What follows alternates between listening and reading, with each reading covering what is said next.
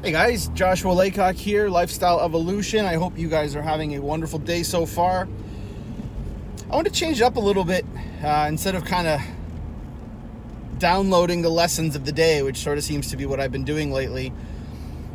I wanted to touch base on something that I get a lot of questions about, and to be honest, stuff that sometimes I still struggle with or my wife still struggles with. But for the most part, these are questions that I get from a lot of guys. It's sort of a universal problem, and that is a lot of people will say to me, like, that's great that I'm working on all these things, but they usually say, I hate my job, but usually what it means is I don't know what I'm meant to do. I don't know what my why is or what my purpose is. And yeah, like, that's super frustrating to feel like you're in a job or in a role or something that isn't fulfilling, that doesn't feel like it is taking advantage of the things that you are best at.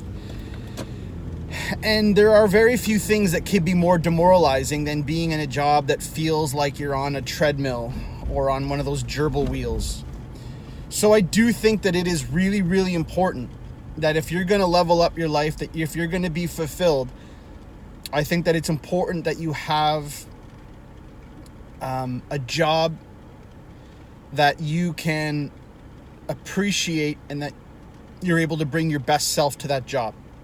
What that doesn't mean is that you need to have the perfect job. It doesn't mean that you need to love everything about your job. Now, look, there are some people who go all in and who go after the thing that they love and be damned what the consequences are. I'm going to find that thing that I love. Good.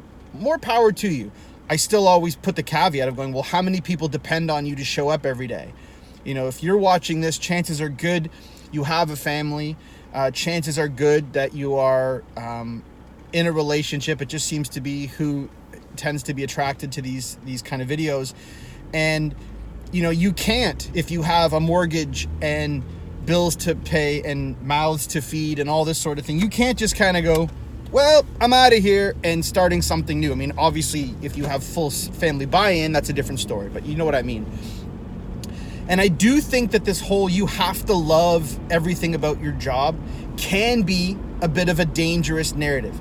Now, is it an ideal? Of course it is. Everyone wants to have that job that you pop out of bed every day and go to work and love it. And if that's what you ultimately want to strive for, cool.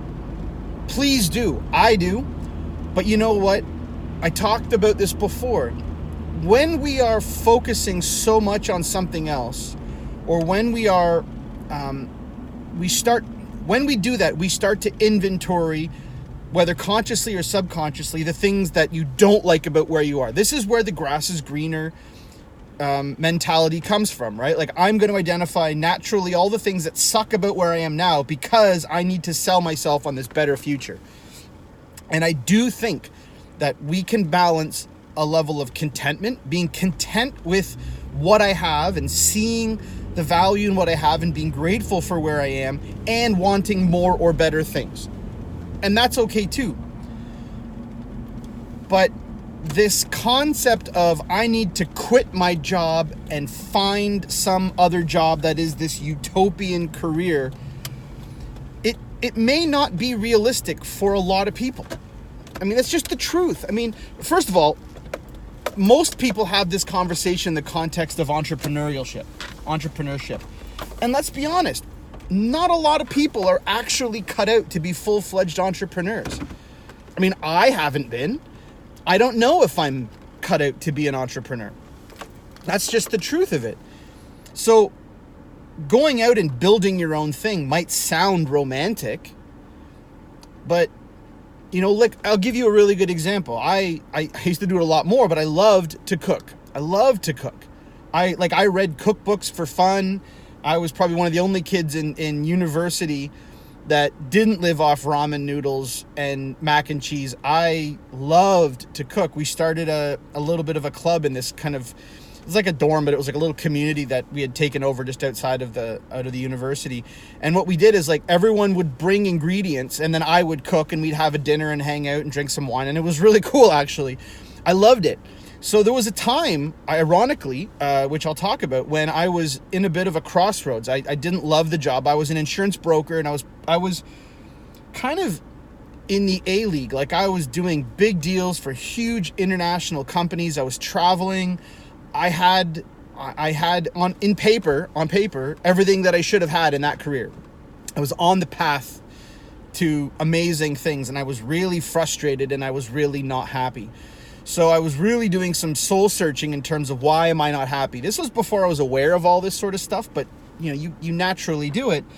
And one of the things that I looked into was, well, I love cooking, so I applied for culinary school. I actually have a diploma in hotel restaurant management, so I've always been around it and enjoyed it.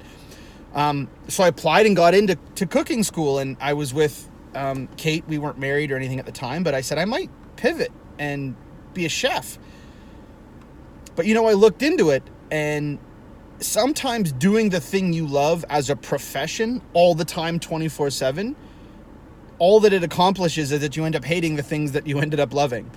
So I ultimately decided not to do that. And I made a different shift, and actually left the company that I was with and joined the company that I'm with now, pre-acquisition. Anyway, I'm getting off track. So it's not always about what's that thing you love and do all of it, because I think that you can actually take something pretty special and ruin it or become bitter about it when it becomes your career. So what was I doing? I started off in insurance, and I was in a highly technical role. My job was to disseminate and rip apart and disseminate really tough contracts, and I was good at it, and I really loved it. And there was a while there where I thought, I'm an insurance guy, and I love insurance, and I love the technical aspects of insurance, and this is what I'm going to do for the rest of my life. And then I burnt out really quickly. And I burnt out for a variety of reasons. I was working too many hours. I wasn't taking care of myself. I wasn't balanced. I had no life outside of insurance, very few friends. Anyway, but all of a sudden, as my role evolved and they were giving me more and more technical tasks, I became less and less enamored with it. And I thought, wow, am I falling out of love with insurance? Like, what's that about? Was that a flash in the pan? And on the advice of some friends and some mentors, I started to do some introspection. And what I realized looking back on my day, and someone said to me, okay, go through your day.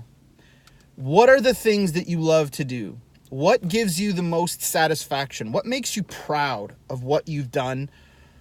What kind of work do you do where you lose track of time? They're fairly common questions now, but I think they were fairly uncommon at the time.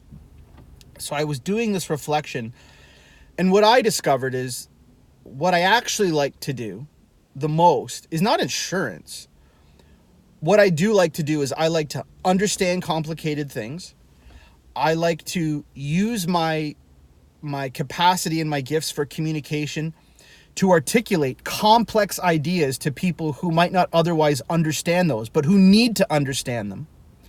And I loved presenting and educating my customers and my clients. I loved taking these massively complex ideas and boiling them down into a short presentation so that my clients I could almost see their shoulders relax and go, I get that. Okay, I trust you. Let's do that.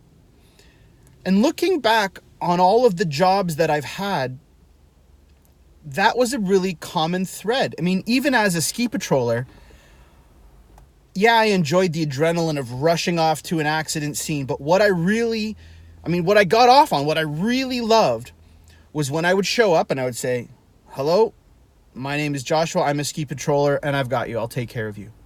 And the shoulders would relax, and they knew that I was there, and that although they were still in pain or they were broken and they were scared, that they could rely on me and that they were able to see a solution to their problems. I'm broken and on a mountain, but here, Joshua's here, and he's going to patch me up, put me on a sled, and take me down.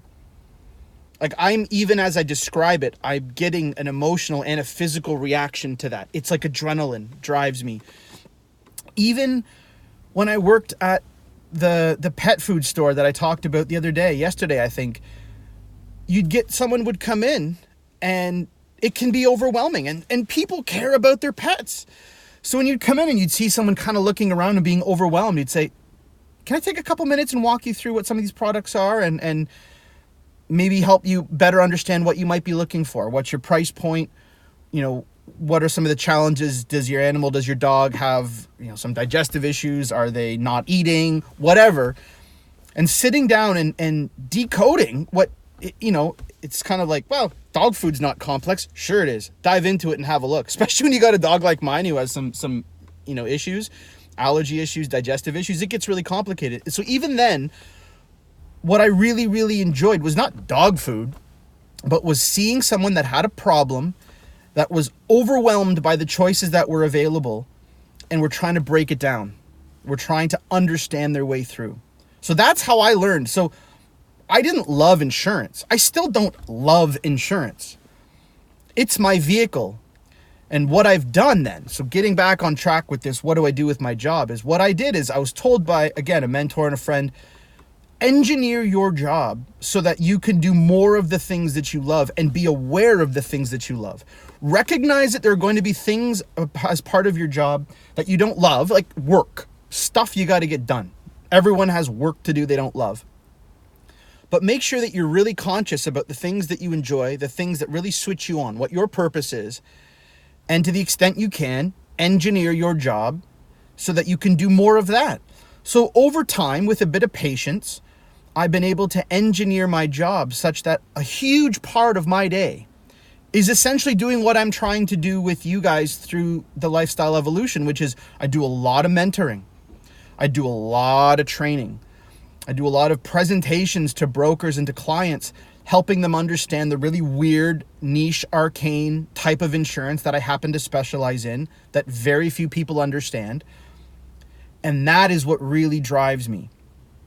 And it's why I'm attracted to things like the Lifestyle Evolution. It's why I'm attracted to work with Ryan at the Order of Man and the Iron Council, because I get to work with guys on that capacity, in that level, in that capacity of helping them understand and seeing things from a different perspective and taking something that's super complicated, life, and trying to figure it out and chunking it down into a way that we can operate with.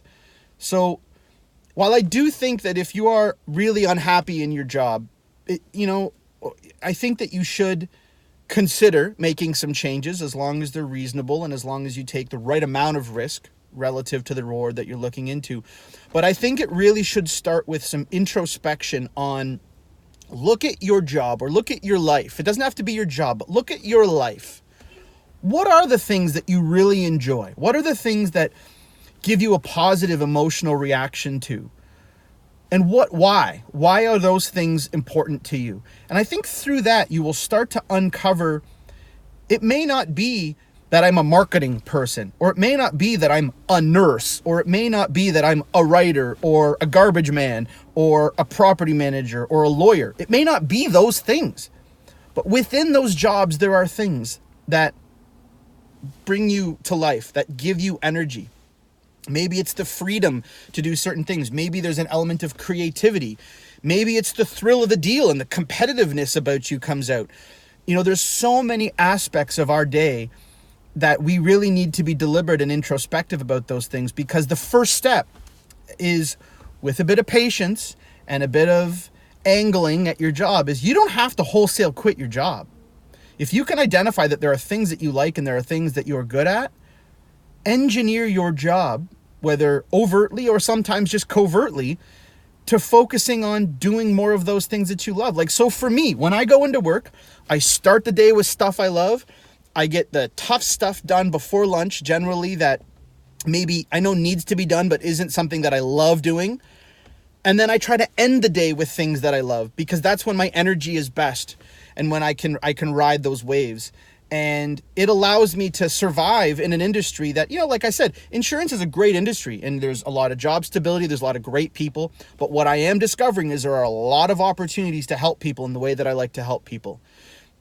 So that's step one to moving towards something that you love. And maybe you find that the things that I love are coaching your kid's soccer team. And maybe that's something that you really, really love. So it's not about I want to make sure that it's not about the job, it's about the task or the processes that you use as part of that. Like, it's not about, oh, I love coaching soccer, so I'm going to be a soccer coach. No, what is it about that role as a soccer coach that you love? Maybe it's organizing chaos, herding cats, right? I've seen kids play soccer. It's crazy. Maybe it's the way that you get to communicate and organize with the parents. Maybe it's just teaching a kid a skill, downloading some knowledge. Maybe it's helping people achieve some sort of accomplishment. There's so many components of being a soccer coach. That's why the minute we start to label, like, I have to be a thing, I have to be an insurance guy, I have to be a nurse, I have to be a cop, I have to be a lawyer, we put ourselves in these boxes that are really, really hard to break out of if it's the wrong box. But if you start to articulate things like, I am a coach, I am a mentor, I like to help people understand complicated ideas, I like to be creative, then all of a sudden those things are a little bit more boundaryless and they're a lot more transferable. And I think you will start to see that there's actually a lot of things where you are right now that you can take advantage of and do more of. And if nothing else, know that you love those things, focus on those things, and tough through the tough bits. And in time, engineer yourself into a job or a company or a role that maximizes those things.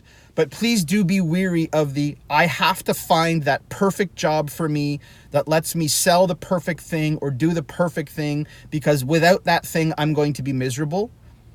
You're right. With that mindset, you probably will be, because for the most part, that job may not exist, or it certainly doesn't exist at the very beginning. It takes time. And I think that most people who are in their dream jobs started by, these are the things that I love to do, let's do those things and build a job around that.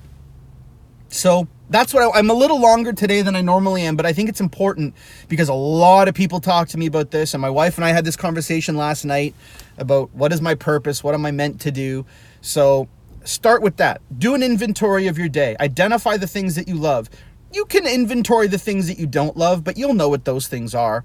Don't focus on that. Focus on the things that you love, and then work on trying to engineer your career and your life into doing more of those things, but really do some soul searching as to why you love those things and go from there. I hope that at least starts you on a bit of a journey of looking at your life and your job and with a different lens, and recognizing that you probably have a lot more happiness right in front of you. You just need to see it and need to grab onto it. And we need to spend a little less energy focusing on the things that we don't like. Have a fantastic day, and I will see you, in fact, tomorrow.